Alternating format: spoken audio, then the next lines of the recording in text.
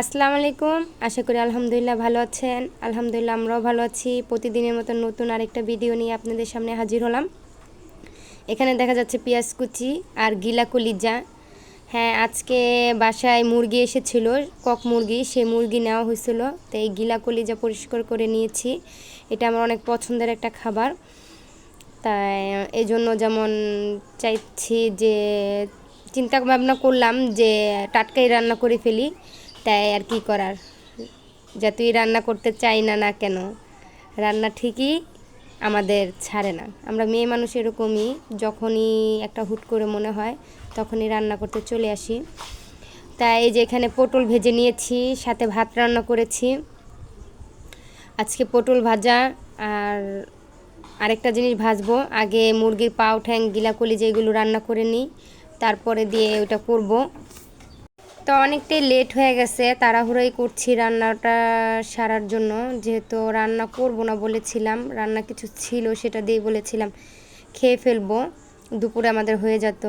তাই আর কি করার, যেহেতু এখন মনে চাচ্ছে তার জন্য আবার নতুন করে রান্না করছি। তাই এই যে মশলা আমি কষিয়ে এখন গিলা কলিজা দিয়ে দিচ্ছি। আর কিছু গিলা কলিজা পুরাটা, এখানে 8টা মুরগির গিলা কলিজা আছে। তাই এগুলো সম্পূর্ণটাই রান্না করে ফেলবো, তারপরে যাই দুপুরে খাই, তারপরে বাকিটা দিয়ে খিচুড়ি রান্না করে খাবো। তার জন্য যেমন পুরাটাই দেওয়া। তাই আমি সব কিছু দেওয়ার পর এখন গিলা কলিজা আর পাও এগুলো দিয়ে দিলাম।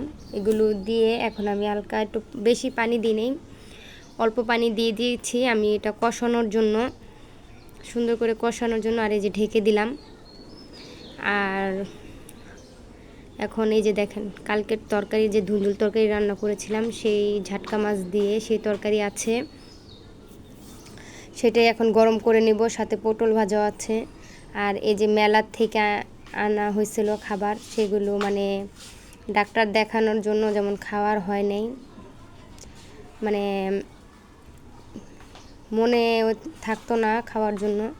তাই এই যে দেখেন, বলেছিলাম যে আরেকটা জিনিস বানাবো, এটা হচ্ছে কলার থোরের বড়া ভাজবো। আমাদের গাছে যে কলা হয়েছিল সেই গাছের কলার থোর, সেটা আমি ঢিপে রেখে দিয়েছিলাম। তাই এখন এটা ভেজে নিচ্ছি এই যে বড়ার মতন করে। খেতে আসলে অনেক মজা হয়েছে, আর এটা অনেক মজা হয়। আর এই খাবারটা আমি আগে জানতাম না খেতে, কিন্তু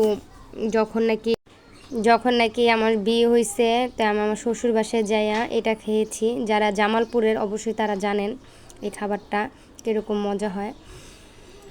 তাই বড় ভাজা হয়ে আসছে, আর এখান দিয়ে আমার তরকারিটা অনেকটাই হয়ে গেছে। আমি কিছু আলুও দিয়ে দিয়েছি, যেহেতু বাচ্চারা আছে, বাচ্চারা কিন্তু আলুটা অনেক পছন্দ করে।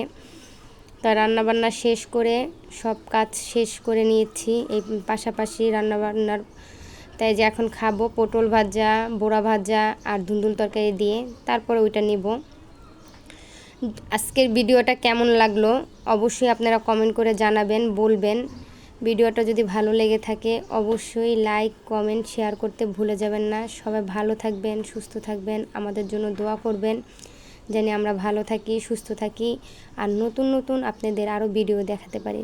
সামনে যেন আরও ভালো ভিডিও দেখাতে আমি পারি। আল্লাহ হাফেজ।